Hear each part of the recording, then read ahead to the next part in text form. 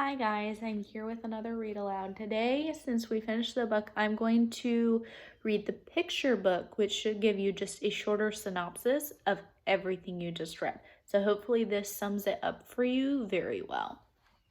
Hidden Figures, which is the true story of 4 Black women and the space race, by Margot Lee Shetterly, illustrated by Laura Freeman. Dorothy Vaughan, Mary Jackson, Katherine Johnson, and Christine Darden were good at math. Really good.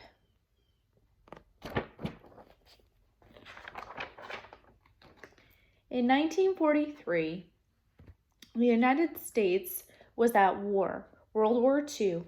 Dorothy Vaughan wanted to serve her country by working for the National Advisory Committee for Aeronautics, the government agency that designed airplanes.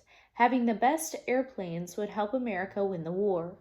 Making airplanes fly faster and higher and safer meant doing lots of tests at the agency's Langley Laboratory in Hampton, Virginia. Tests meant numbers, numbers meant math, and math meant computers. Today, we think of computers as machines.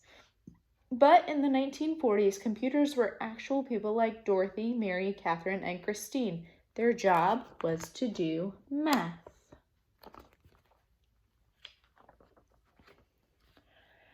Because Dorothy was a Black woman, some people thought it would be impossible for her to get a job as a computer. She lived in Virginia, a southern state where laws were segregated or kept apart Black people and white people. They could not eat in the same restaurants. They could not drink from the same water fountains. They could not use the same restrooms, and they could not attend the same schools. They could not play on the same sports teams, and they could not sit near each other in the movie theaters. They could not marry someone of a different race. I know we talked about this at the beginning, but again, these are just so you remember. Okay? But Dorothy didn't think it was impossible. She was good at math, really good. She knew she was the right person for the job. She applied, and the laboratory offered her a position as a computer. So this is telling us a little bit more about Dorothy too. At work, Blacks and whites were kept apart. The white computers worked in one building, and Dorothy and the other Black computers worked in a different building, in their separate office. Even though they worked on the same kinds of assignments, the Black computers and white computers used separate bathrooms and ate in separate lunchrooms. America won the war in 1945, but Dorothy stayed on the job, still trying to make airplanes faster and safer. By 1951, the Americans and the Russians were competing to see who could build the best planes. That meant more experiments and more numbers. Lots and lots of numbers. And more numbers meant the need for more computers. That's when Mary Jackson got a job as a computer at Langley. She worked in a group that tested model airplanes in wind tunnels. A wind tunnel was a machine like a huge metal box with a powerful fan attached. Mary put a model airplanes in the wind tunnel and blasted them with air from the fan. This experiment helped her group improve their designs on the models before building full-sized airplanes. Mary wanted to become an engineer, but officials said it was impossible. Most of the engineers at the laboratory were men. And to become an engineer, Mary needed to take high-level math classes, but she wasn't allowed to go inside the white school where the classes were taught. But Mary was good at math, really good, and she refused to give up. She got permission to enter the school building and take the math classes, and she earned good grades because she didn't give up. Mary Jackson became the first African-American female engineer at the laboratory.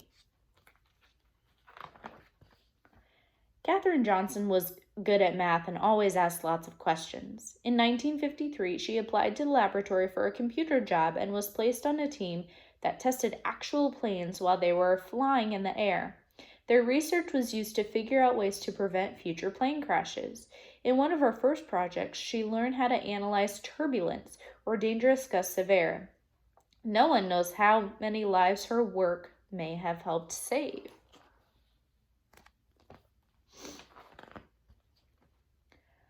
Catherine wanted to help the group prepare its research reports, so she asked if she could go to meetings with the other experts on her team. Her boss told her it was impossible. Women aren't allowed to attend meetings, he said, but Catherine knew she was as good at math as anyone else, maybe even better. So she asked him again, and again, and again. Catherine asked her boss so many times that he finally invited her to the meetings. Catherine was good at math, really good, and because she fought to be treated the same as the men, she became the first woman in her group to sign her name to one of the group's reports.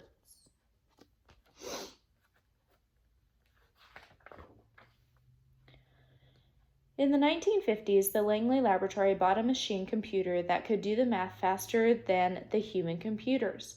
At first, these machines made mistakes. Dorothy learned how to program the machines so that they got the right answers.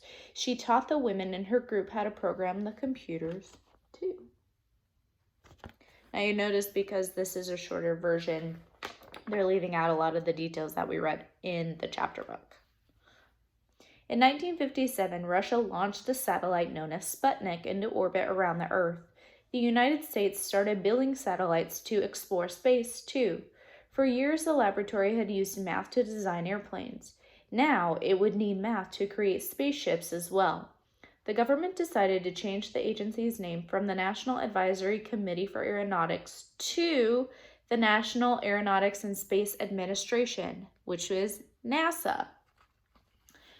In 1961, President John F. Kennedy told Congress, "I believe that this nation should commit itself to achieving the goal, before this decade is out, of landing a man on the moon and returning him safely to Earth." A man on the moon? But the first step to getting a man on the moon was to send an astronaut around the Earth. NASA was going to need to hire more space experts and more people who were good at math. Really good. The people at the laboratory had to work together from morning to night and figure out how to send astronaut John Glenn into space and bring him back home to Earth safely. Katherine Johnson knew she could use math to help. "Tell me where you want his spaceship to land, and I'll tell you where to launch it," Katherine told her boss. Katherine helped calculate the trajectories, or pathways, that rockets traveled through space. She had to plan Glenn's exact route, from takeoff in Florida to splashdown in the Atlantic Ocean. There was no room for error. No one was better than Katherine at solving these tricky math problems. Days before his mission, John Glenn wanted Katherine to double-check the machine's computer's trajectory calculations to make sure that it hadn't made any mistakes. When Katherine said the numbers were correct, Glenn was ready to go. On February 20th, 1962, Glenn blasted off into space and circled the Earth and made his way home safely. Meanwhile, laws began to change so that black and white students could go to school together. Blacks fought for the right to sit beside whites on buses and to drink from the same water fountains. At the laboratory, black and white computers started working together in the same offices, eating at the same lunch tables, and using the same bathrooms. Black and white moviegoers could sit next to each other in the same theater. Across the country, people started to think about ways to bring equality to all Americans.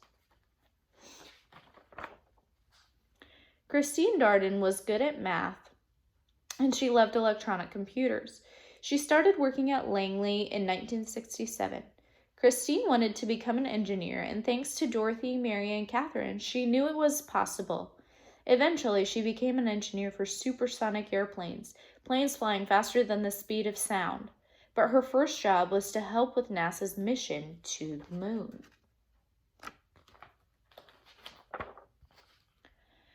The people at the laboratory prepared for years to send astronauts to the moon, about 238,900 miles away from Earth. Finally, on July 20th, 1969, the world watched as the three men arrived at the moon in their Apollo 11 spacecraft. "That's one small step for man and one giant leap for mankind," said astronaut Neil Armstrong when he stepped onto the dusty surface. But it was also a giant leap for Dorothy, Mary, Catherine, Christine, and all the other computers and engineers who had worked at the laboratory over the years. The moon landing was a success from takeoff to splashdown, but there was no time to rest. Once NASA landed astronauts on the moon, the people at the laboratory began dreaming of sending humans to other planets, such as Mars or Jupiter or Saturn. They started to imagine hyperfast space planes that could travel around the Earth 7 times the speed of sound, or Mach 7. The next adventure wouldn't be easy and would require lots of tests and more numbers. But Dorothy, Mary, Catherine, and Christine knew one thing. With hard work, perseverance, and a love of math, anything was possible. I think that might be the end. It is. And then there's a timeline. Okay. All right. I hope you enjoyed it, and I hope that was a good synopsis for you. See you guys later.